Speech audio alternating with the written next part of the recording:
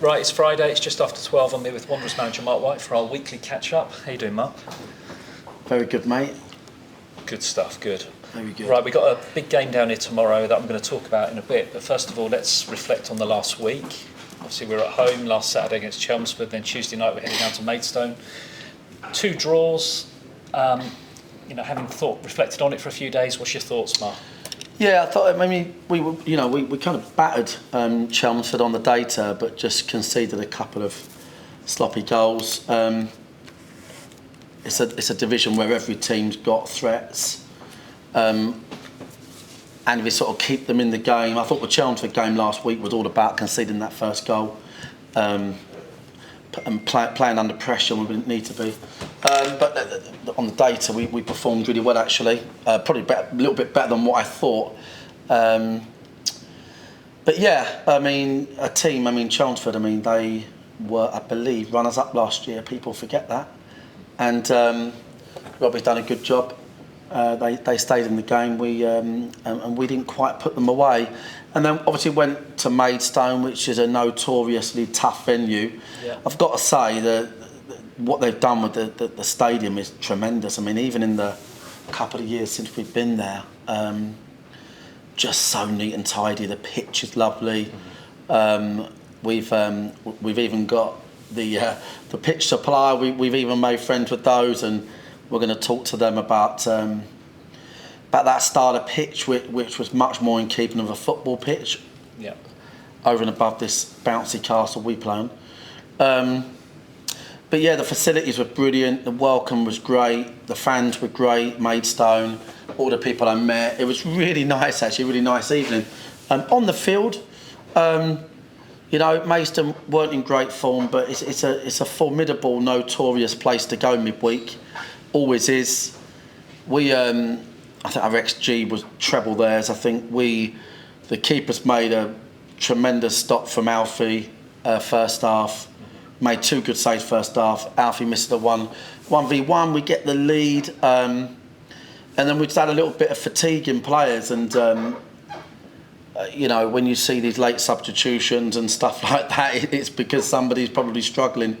And Alfred run his race, and Jim was on a booking, and I was really mindful of, he is really our only sort of fit out-and-out winger at the moment, and I didn't want him to pick up a 3-game suspension with 8 games to go.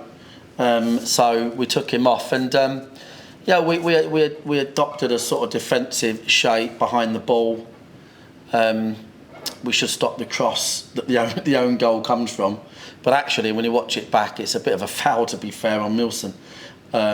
When you watch it back, but it's an own goal. It actually did, apart from they had a free header, but apart from that, really, they just weren't threatening. And I was really happy in that moment, really happy dropping deep. We'd gone to a back 4, which gave us an extra man at the back at that moment. So Dan and Tone were defending the box. Every cross they put in was nowhere near any of their players, and we was really comfortable.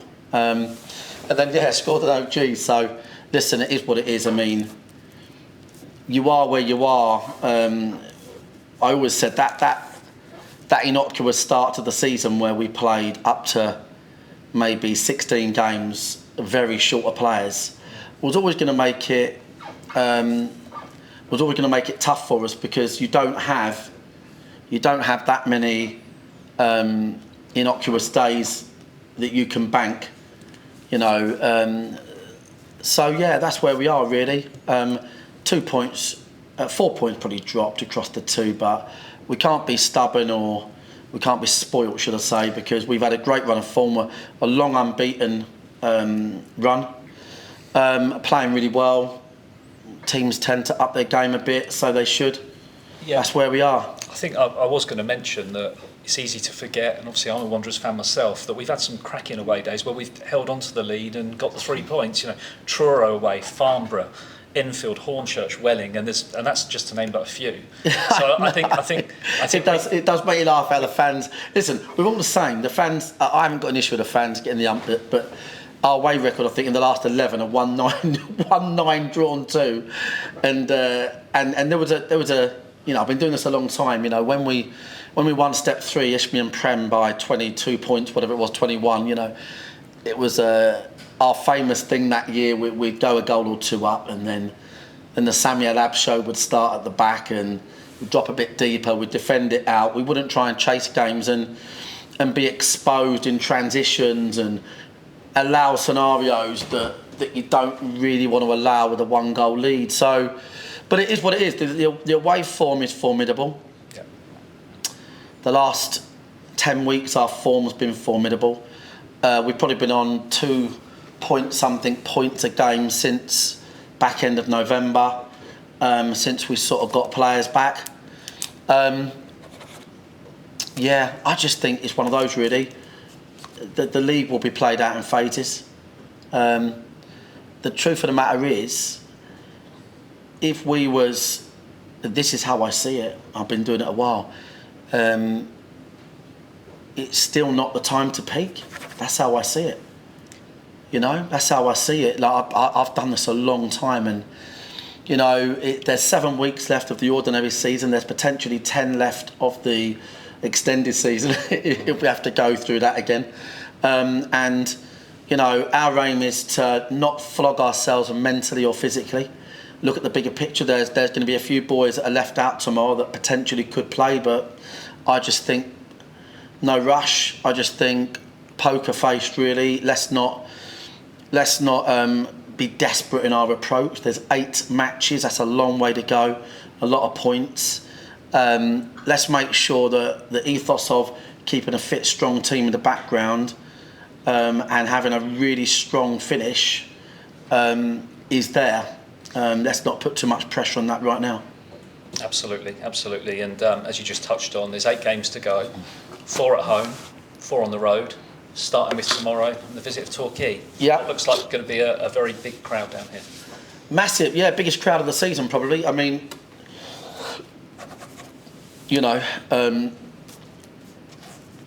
Torquay are basically everything about them apart from their team is a football league club. That's the bottom line.